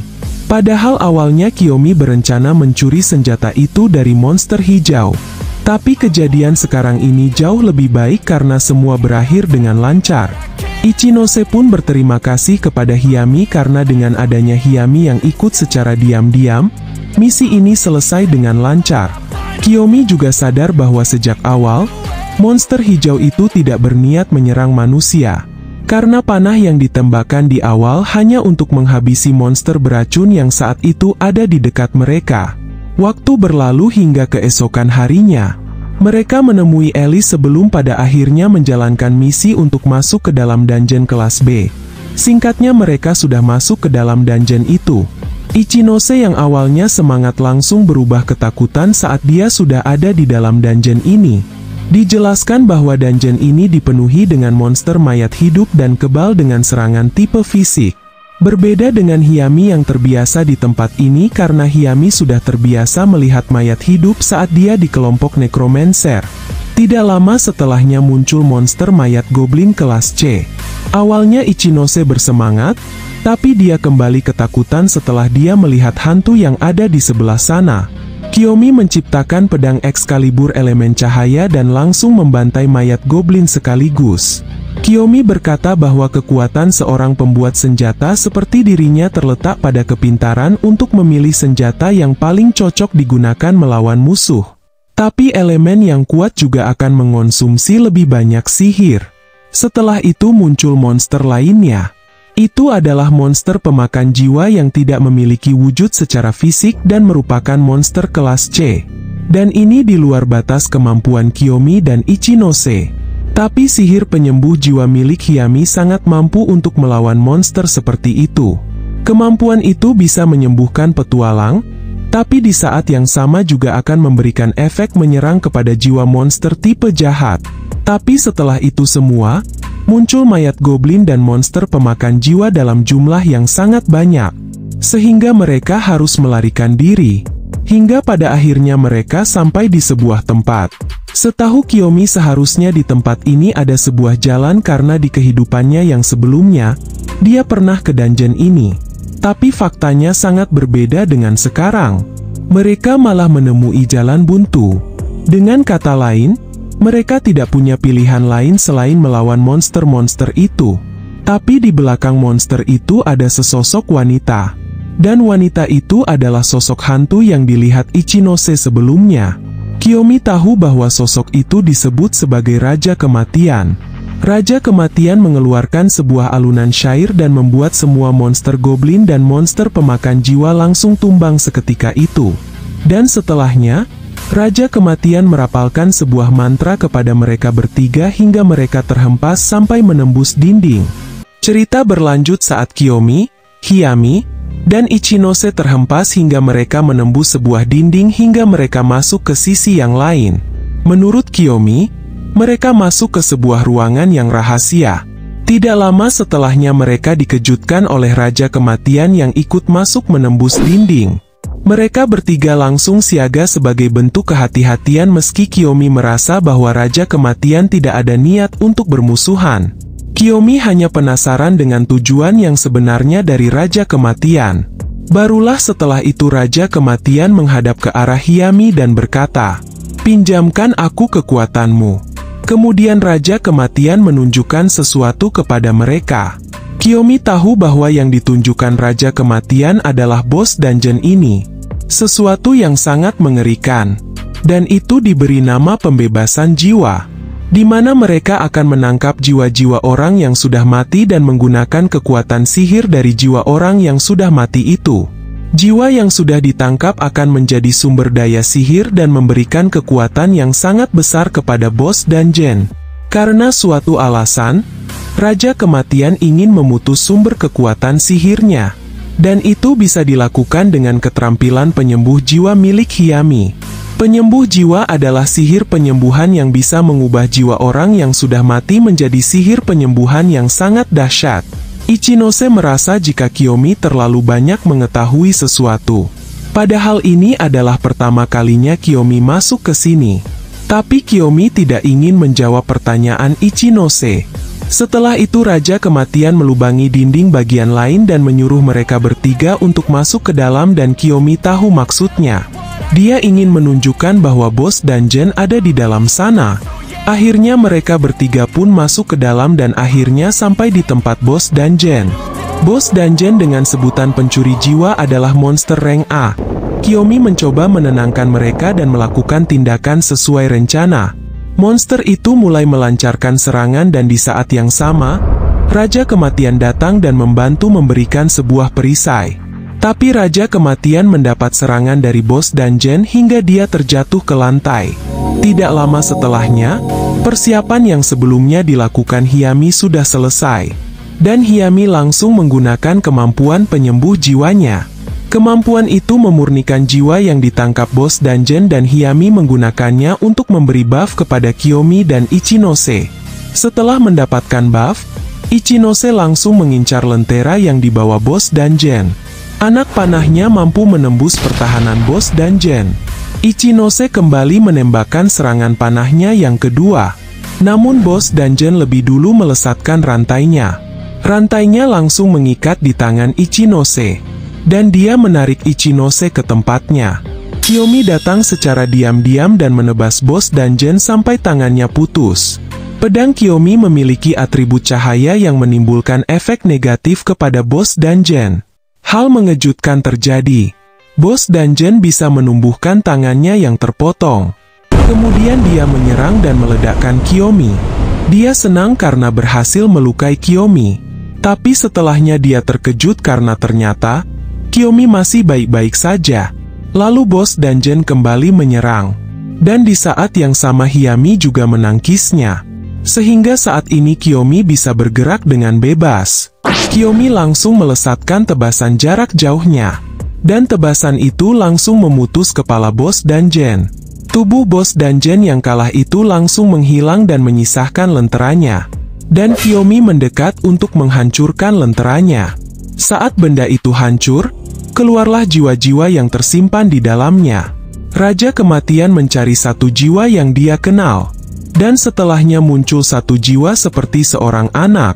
Raja Kematian itu langsung menghampirinya dan memeluknya. Lalu berterima kasih kepada mereka bertiga. Dan setelahnya Raja Kematian menghilang bersama jiwa itu. Hiyami senang karena ini adalah pertama kalinya ada iblis yang mengucapkan terima kasih. Setelah itu mereka kembali. Waktu berlalu hingga keesokan harinya Alice memberikan selamat karena mereka menyelesaikan dungeon itu. Dan secara resmi mengatakan bahwa mereka menjadi anggota klannya. Tidak lama setelahnya para wartawan datang karena mereka bertiga menjadi topik hangat pembahasan hari ini. Wartawan terkesan karena setahu mereka, petualang kelas S saja merasa kesulitan menyelesaikan dungeon itu. Tidak lama setelahnya Kiyomi datang. Ichinose tidak bisa menjawab pertanyaan wartawan dan dia pun langsung mengalihkan mereka ke arah Kiyomi karena Kiyomi yang menyelesaikan dungeonnya. Tapi para wartawan tidak percaya karena Kiyomi hanyalah petualang rank C. Mereka malah terus menanyai Ichinose. Tidak lama setelahnya Kiyomi mendapatkan sebuah panggilan. Dia langsung terkejut dan pergi begitu saja. Saat ini Kiyomi bergegas menuju ke tempat Natsu dirawat. Karena petugas rumah sakit memberitahu Kiyomi mengenai keadaan Natsu yang tiba-tiba memburuk. Saat ini tim medis sedang berusaha menanganinya. Kiyomi dilarang masuk karena tim medis sedang bekerja menangani Natsu. Tidak lama setelahnya seorang pria berjas hitam datang dan memanggil Kiyomi.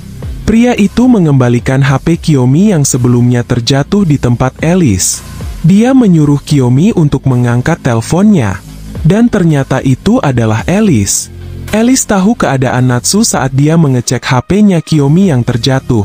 Hingga pada akhirnya dia memutuskan datang ke sini dan membawa petugas medis sihir. Mereka langsung masuk dan memberitahu tim medis bahwa mereka akan mengambil alih mulai dari sini. Medis sihir adalah sebuah organisasi medis yang semakin populer setelah muncul di seluruh dunia. Dengan keterampilan sihirnya, mereka dapat menyembuhkan penyakit-penyakit yang tidak mungkin disembuhkan dengan teknologi yang ada saat ini. Hal ini menyebabkan banyak nyawa terselamatkan dalam prosesnya. Waktu terus berlalu dan Kiyomi menunggu dengan sabar hasilnya. Tidak lama setelahnya tim medis sihir keluar. Mereka mengatakan bahwa Natsu akan segera sembuh karena mereka sudah berhasil menstabilkan kondisi Natsu. Kemudian Kiyomi meminta bantuan Alice sekali lagi. Dan ini ada hubungannya dengan keselamatan adiknya yaitu Natsu. Alice bersedia membantu Kiyomi kapanpun dan apapun yang dibutuhkan Kiyomi. Kiyomi mengatakan bahwa sebenarnya dirinya juga sudah mengetahui dan cara untuk mengatasi penyakit pusaran mana yang ada pada Natsu. Tapi Kiyomi membutuhkan bantuan dari seorang alkemis. Dan Kiyomi meminta bantuan Alice untuk mencari seorang alkemis yang tepat. Tapi Alice belum pernah mendengar adanya seseorang dengan profesi alkemis selama ini. Dalam benak Kiyomi, ini seperti perkiraannya bahwa profesi alkemis belum ada di dunia ini saat ini. Jadi Kiyomi berencana pergi ke dunia peri untuk menemukan seorang alkemis. Kiyomi menjelaskan kepada Alice bahwa batu mana yang disebut batu sihir bulan adalah satu-satunya obat untuk penyakit pusaran mana yang diderita Natsu. Alice percaya dengan ucapan Kiyomi karena dia tahu bahwa Kiyomi adalah pria yang misterius. Tapi Alice juga tidak memaksa Kiyomi agar mau menceritakan semua rahasianya. Dan Alice tidak pernah meninggalkan teman-temannya termasuk Kiyomi. Alice juga memberitahu bahwa dirinya pernah melihat seseorang yang mengubah struktur batu mana sebelumnya. Alice tidak tahu apakah itu adalah profesi yang dicari Kiyomi atau tidak. Tapi menurut Alice tidak ada salahnya untuk mencobanya. Kiyomi pun bersedia dan Alice menyuruh Kiyomi untuk bersiap lebih dulu karena orang itu bukan orang biasa.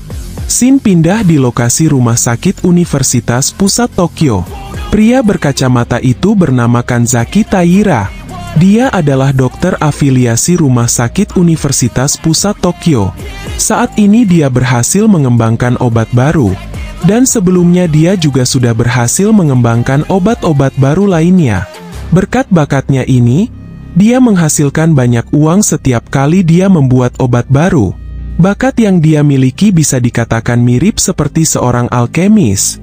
Tidak lama setelahnya ayahnya menelponnya dan memberitahu bahwa ada orang dengan otoritas tinggi ingin menemui Kanzaki. Kanzaki penasaran dengan orang yang bisa menekan ayahnya dan memaksa dirinya untuk segera menemuinya. Awalnya Kanzaki berpikir orang yang ingin menemuinya adalah orang hebat. Tapi setelah ayahnya mengirim data orang yang ingin menemuinya, Kanzaki terkejut. Karena ternyata orang itu hanya seorang petualang rank C. Tidak lama setelahnya Kiyomi datang ke ruangan Kanzaki. Setelah Kiyomi memperkenalkan diri, dia mengatakan bahwa dia ingin mencari seorang alkemis.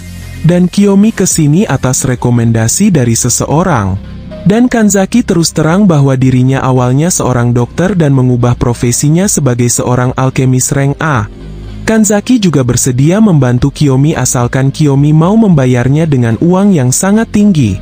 Karena Kiyomi tidak mampu membayar sebanyak itu, Kiyomi bernegosiasi dengan cara memberikan informasi yang sangat penting. Tapi Kanzaki menolaknya. Bahkan Kanzaki berniat memberi tekanan dan ancaman karena Kiyomi berani bernegosiasi dengannya. Kanzaki menggunakan kemampuannya untuk menyerang Kiyomi. Tapi Kiyomi berhasil menahannya. Bahkan Kiyomi langsung menghempaskan Kanzaki. Kiyomi kembali meminta bantuan Kanzaki dengan baik-baik. Tapi Kanzaki masih menolaknya. Dia tidak ingin membantu pria miskin seperti Kiyomi. Menurut Kanzaki, uang adalah segalanya di dunia ini. Setelah itu Kiyomi berkata, "Jadi itu masalahnya? Jika kau melakukan apa yang aku katakan, kau bisa menghasilkan banyak uang ke depannya." Kiyomi mengaku bahwa dirinya bisa melihat masa depan. Dalam benaknya, dirinya tidak sepenuhnya berbohong. Karena dia memiliki pengetahuan 20 tahun ke depan di kehidupannya sebelumnya. Kiyomi menawarkan kerjasama hingga menghasilkan banyak uang. Tapi Kanzaki sama sekali tidak percaya dengan ucapan Kiyomi. Tapi Kiyomi tidak menyerah dan dia mengatakan bahwa dia mencoba untuk memprediksi sesuatu sebagai bukti. Kiyomi menunjukkan foto seorang pria. Dalam pandangan masa depan Kiyomi dalam waktu dekat, orang itu akan menyebabkan kecelakaan lalu lintas dan akan ditangkap karena kejahatan tabrak lari. Dia mencoba melarikan diri hingga pada akhirnya menabrak korban sekali lagi dengan mobilnya. Orang itu akan menerima hukuman yang berat setelahnya. Kanzaki membantah dan tidak percaya karena Kanzaki tahu bahwa orang itu bukan orang seperti itu. Kiyomi membuat kesepakatan. Jika prediksinya benar dan Kanzaki berubah pikiran, maka Kanzaki bisa menghubungi Kiyomi. Setelah itu Kiyomi pergi. Sementara Kanzaki langsung merusak kertas yang isinya adalah informasi kontak milik Kiyomi dan membuangnya ke tempat sampah. Waktu berlalu hingga hari selanjutnya. Kanzaki melihat berita yang sama persis seperti yang diucapkan oleh Kiyomi sebelumnya. Setelah itu Kanzaki langsung menghubungi Kiyomi dan Kiyomi meminta Kanzaki datang ke suatu tempat. Singkatnya Kanzaki sampai di sebuah tempat pembuangan limbah danjen. Kanzaki terlihat kesal karena tempat yang dia datangi bukanlah tempat yang bisa menghasilkan banyak uang. Ini adalah tempat di mana sampah dari danjen dibuang. Petualang selalu membawa barang yang terjatuh melalui gerbang. Tetapi benda-benda ini istimewa. Bahkan teknologi modern pun tak bisa memprosesnya.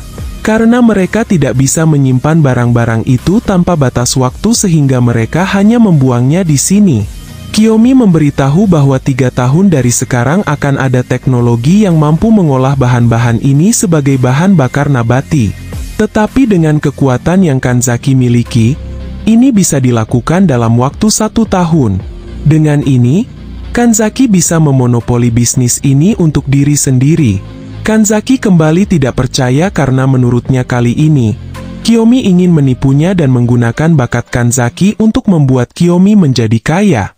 Kanzaki menggunakan kemampuan rekonstruksi dekomposisi untuk menciptakan sebuah golem dari limbah di sekitarnya. Dan golem itu langsung mengincar Kiyomi. Kiyomi berhasil menghindarinya. Dia juga langsung membuat pedang azot. Dengan pedang itu, Kiyomi mampu menghancurkan golem itu hanya dengan 1 kali tebasan. Setelah itu Kiyomi melesatkan beberapa pedangnya. Dan Kanzaki membuat sebuah perisai tanah untuk menangkisnya. Perisainya bisa ditembus oleh pedang Kiyomi. Tapi Kiyomi tidak berniat menghabisi Kanzaki.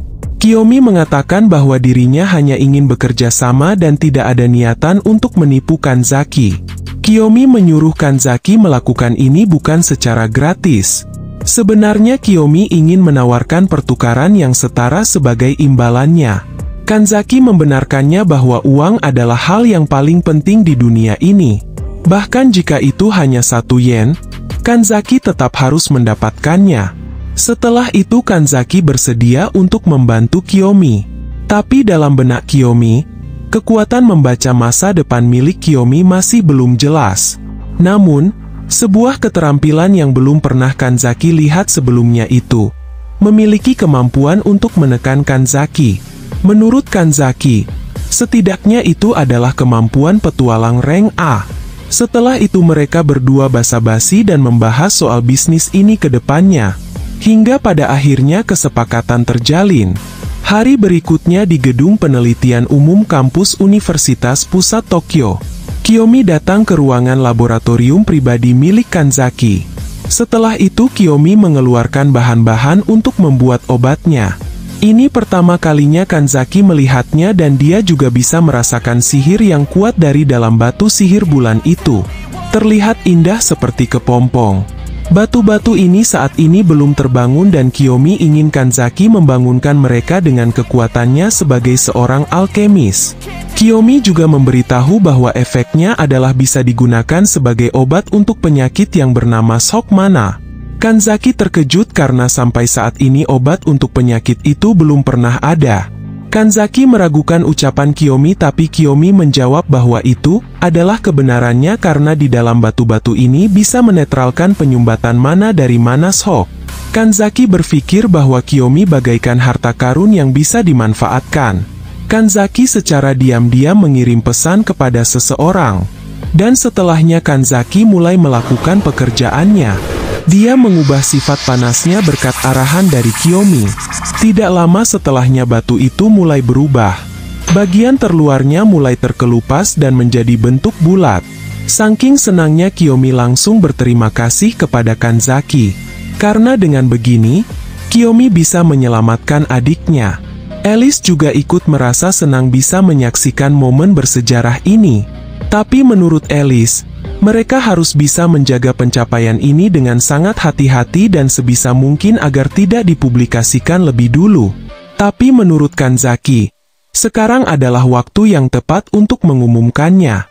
Karena ini adalah obat untuk menyembuhkan penyakit yang sudah mengancam manusia selama ini. Kanzaki juga berkata bahwa Natsu bukan satu-satunya orang yang menderita. Orang sakit di sekitar Jepang dan bahkan orang-orang dari seluruh dunia juga membutuhkan obat ini.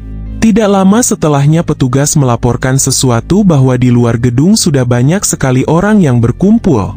Kanzaki berkata kepada Kiyomi jika Kiyomi tidak bisa menemui mereka, maka Kanzaki bersedia untuk menggantikan Kiyomi. Kanzaki berkata bahwa Kiyomi sudah menawarkan sebuah metode untuk menghasilkan uang dalam jumlah yang besar. Kiyomi membenarkan pernyataan Kanzaki. Dan Kiyomi merasa bahwa dirinya tidak punya waktu untuk menemui media massa dan wartawan. Kiyomi hanya ingin fokus untuk menyembuhkan adiknya. Kiyomi juga berpesan agar Kanzaki tidak menyebutkan apapun tentang Kiyomi di hadapan media massa. Kanzaki bersedia melakukannya sesuai dengan permintaan dari Kiyomi. Singkatnya Kanzaki langsung menemui para wartawan. Kanzaki senang karena dirinya bisa mengalahkan tim medis sihir dengan pencapaian ini. Tapi tujuan utamanya tetaplah mendapatkan uang. Meski Alice menyayangkan hal ini, tapi Kiyomi tidak berniat memiliki ketenaran dan semacamnya. Dia hanya ingin fokus melihat adiknya sembuh. Hari berikutnya Kanzaki menjadi sangat populer setelah dia mengaku menemukan obat baru yang bisa menyembuhkan penyakit Manashok. Tidak lama setelahnya Hiyami dan Alice mengunjungi Kiyomi. Selain itu Kanzaki juga datang. Kiyomi bingung karena dia sedang melihat Kanzaki di TV. Tapi kenapa sekarang dia ada di sini? Kanzaki menjawab bahwa itu bukan siaran langsung melainkan tadi pagi. Kanzaki kesini karena dia sudah menyelesaikan permintaan Kiyomi. Setelah itu Kanzaki ingin segera melakukan perawatan dan berharap agar Kiyomi memberitahukan cara untuk melakukannya. Tapi Kiyomi menjawab bahwa bantuan dan tindakan Kanzaki cukup sampai di sini saja. Karena mulai dari sini, orang yang paling cocok untuk melakukannya adalah pengguna sihir seperti Hiyami. Kemudian Alice menyindir Kanzaki karena Alice tahu bahwa Kanzaki datang ke sini karena Kanzaki tidak tahu bagaimana cara menggunakan batu-batu sihir ini. Tapi Kanzaki menyangkalnya dengan alasan bahwa dia ke sini karena peduli dengan Kiyomi. Singkatnya Kiyomi mulai melakukan sesuatu kepada batu-batu itu. Batu-batu mulai bereaksi dengan tubuhnya Natsu. Dan dari sinilah Hiyami mulai bertindak. Kiyomi juga mulai melakukan sesuatu. Tapi Kiyomi merasa jika levelnya belum cukup. Akhirnya Alice ikut membantu Kiyomi. Tidak lama setelahnya batu-batu itu pecah menjadi kepingan yang sangat kecil. Kanzaki sangat penasaran dengan hasilnya. Apakah itu benar-benar akan berhasil? Dan hasilnya Natsu bangun dan sudah tidak merasakan sakit lagi. Kanzaki yang penasaran mencoba untuk mempelajari dan meneliti batu yang sudah pecah itu. Tapi Alice langsung membawa paksa dia untuk keluar dari ruangan ini. Waktu berlalu hingga hari berikutnya. Natsu sudah terlihat sangat sehat. Bahkan dia sudah bisa melakukan olahraga pagi. Lalu berita media massa mengatakan bahwa Kanzaki mencari beberapa petualang untuk diajak bekerja sama, untuk menemukan dan memproduksi batu sihir bulan sebagai bahan utama penyakit Manashok. Sementara Kiyomi sendiri saat ini sedang berada di puncak Gunung Himalaya. Sebenarnya, Kiyomi melakukan kegiatan ini bukan tanpa alasan. Tapi karena dia sedang menyelesaikan sebuah misi yang hadiahnya adalah kunci untuk masuk ke dalam dungeon khusus. Natsu termotivasi dengan tindakan kakaknya yang bisa pergi kemanapun dengan kakinya yang sehat. Bahkan Natsu berencana menjadi seorang petualang untuk mendapatkan batu sihir bulan agar bisa digunakan untuk menyelamatkan orang lain. Dan Kiyomi mendukung keinginan adiknya. Bahkan Kiyomi berniat akan menjadikan adiknya lebih kuat. Beberapa hari kemudian di Bandara Narita, Jepang, Kiyomi merasa lehernya kaku akibat penerbangan yang begitu lama. Tidak lama setelahnya Kiyomi melihat seorang wanita yang menjemputnya. Tapi Kiyomi sendiri sama sekali tidak mengenal wanita itu. Wanita itu memberitahu bahwa masternya sedang menunggu Kiyomi di suatu tempat. Awalnya Kiyomi menolaknya. Lalu wanita itu berkata bahwa masternya ingin memberikan penghargaan kepada Kiyomi untuk mengembangkan metode mengobati Manashok. Masternya juga sudah tahu semuanya bahwa Kiyomi yang sebenarnya menemukan obatnya. Dan wanita itu menyuruh agar Kiyomi ikut bersamanya. Di dalam mobil sudah dipersiapkan makanan. Dan kebetulan Kiyomi merasa sangat lapar. Akhirnya Kiyomi memutuskan untuk ikut dengan wanita itu. Singkatnya mereka tiba di sebuah tempat. Pria itu bernama Kiraha. Dia adalah petualang rank S dan merupakan ketua guild dari Guild Frozen Elite. Guild ini memiliki level yang setara dengan Carnelian Race milik Alice. Setelah itu Kiraha melesat cepat ke arah Kiyomi hingga membuat Kiyomi terkejut. Tapi dia tidak menyerang Kiyomi. Dia mengucapkan rasa terima kasihnya karena Kiyomi adalah penyelamatnya. Dijelaskan bahwa obat yang Kiyomi temukan itu sudah berhasil menyelamatkan istrinya. Kiyomi juga merasa lega dan senang karena bisa membantu keluarga Kiraha. Setelah itu Kiraha menunjukkan bahwa istrinya terlihat berbeda dan sudah pulih sepenuhnya. Dalam benak Kiyomi, kenapa Kiraha bisa tahu yang sebenarnya? Padahal sebelumnya Kiyomi sudah memintakan Zaki untuk merahasiakan semuanya. Sementara Kiraha masih terus mengucapkan terima kasih karena saking senangnya. Bahkan Kiraha berniat akan memberikan hadiah yang sangat bagus untuk Kiyomi. Tapi ujung-ujungnya Kiraha meminta Kiyomi untuk bergabung dengannya di Guild Frozen Elite. Kiyomi menjawab bahwa dirinya sudah bergabung dengan guild yang lain. Kiraha sudah tahu itu tapi Kiraha berkata bahwa guild miliknya ini memiliki sesuatu yang tidak dimiliki oleh Guild Carnelian Race. Dan sesuatu itu adalah petunjuk tentang cara untuk mencapai dungeon rank S. Dan Kiraha kembali mengajak Kiyomi masuk ke dalam guildnya. Dijelaskan bahwa dungeon rank S jurang biasanya gerbang yang menghubungkan ke tempat itu tertutup. Sehingga sangat mustahil untuk masuk ke dungeon itu. Namun, selama petualang memenuhi syarat tertentu maka segelnya akan terbuka. Itulah yang pernah Kiyomi dengar tentang dungeon itu. Menurut Kiraha, meski Alice memiliki anggota yang brilian, tapi mereka mustahil untuk bisa mencapai inti jurang. Karena dungeon yang sulit ini hanya bisa ditangani oleh guildnya. Kiraha memiliki beberapa informasi mengenai monster rank S yang bersembunyi di dalam jurang. Monster yang mereka sebut sebagai naga mekanik. Kiyomi tidak menyangka kenapa Kiraha bisa memiliki informasi tentang naga itu. Kiraha merasa heran karena sepertinya Kiyomi sudah tahu tentang naga itu. Itu bisa dilihat dari ucapan Kiyomi yang mengatakan naga itu. Kiyomi menjawab bahwa dirinya hanya mendengar tentang rumor naga mekanik. Dalam benak Kiyomi dirinya ingat bahwa naga mekanik bernama Kurulukan itu adalah pemicu mengapa dirinya kembali ke masa lalu ini. Tapi sekarang, setelah menyelamatkan Natsu dari serangan mana, Kiyomi merasa bahwa dirinya tidak punya alasan untuk bertemu dengan monster itu lagi. Terlebih lagi karena Alice juga sudah sangat baik selama ini. Jadi tidak mungkin meninggalkan Guild Carnelian Race. Akhirnya Kiyomi menolak tawaran bagus ini karena dirinya tidak bisa meninggalkan Guild Carnelian Race. Kiyomi memiliki hutang budi kepada Alice yang merupakan ketua Guild Carnelian Race. Kiraha menyayangkan keputusan Kiyomi padahal selama seorang petualang berafiliasi dengan Guild Rank S, maka suatu hari nanti petualang itu akan terseret ke dalam keributan antar guild untuk memperebutkan monopoli dungeon jurang. Selain itu di luar negeri juga ada banyak perkembangan di dunia petualang. Rencana untuk menaklukkan jurang dengan 5 guild petualang kelas S.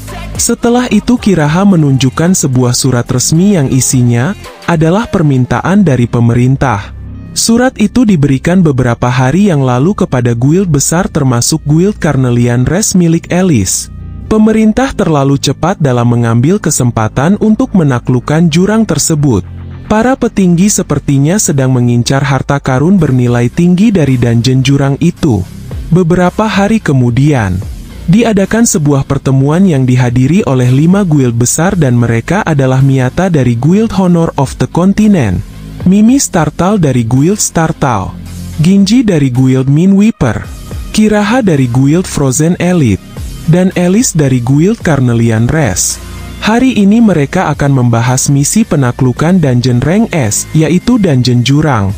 Masih ada yang belum diketahui tentang Dungeon Jurang. Karena itu pemerintah meminta mereka untuk bekerja sama dalam mengatasi ketidakpastian ini. Tapi Ginji dari Guild Minweeper itu tidak yakin jika mereka bisa bekerja sama dengan baik. Menurutnya, yang ada malah persaingan. Daripada saling membantu, akan lebih baik jika bekerja sendiri-sendiri. Situasi semakin panas saat Mimi Startal berseteru dengan Ginji. Tapi Alice langsung menghentikan keributan ini dan meminta pihak pemerintah untuk melanjutkan pembahasan. Hubungan antar Guild Rank S, seperti biasa mereka tidak terlalu bersahabat. Sementara itu pemerintah berpura-pura tidak melihat apa-apa. Apalagi permintaannya adalah untuk menaklukkan Dungeon Jurang. Alice memiliki firasat buruk tentang hal ini.